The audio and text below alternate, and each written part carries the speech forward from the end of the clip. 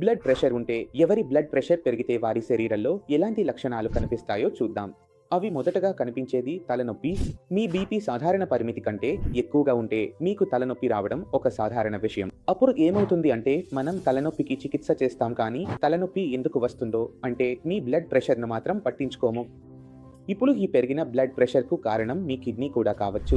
ఎందుకంటే మన శరీరంలో 3 ముఖ్యమైన అవయవాలు ఉంటాయి.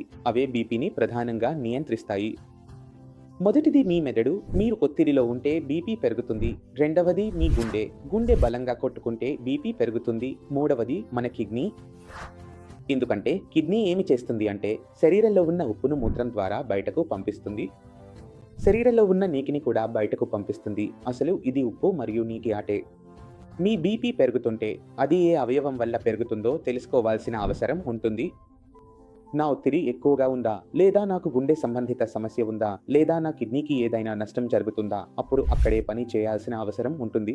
అందుకే ఎవరి బీపీ ఎక్కువగా ఉంటే నా సలహా ఏమిటంటే మీరు ప్రతి 6 నెలలకు ఒకసారి మీ కిడ్నీ టెస్ట్, యూరిన్ టెస్ట్ చేయించుకోవాలి.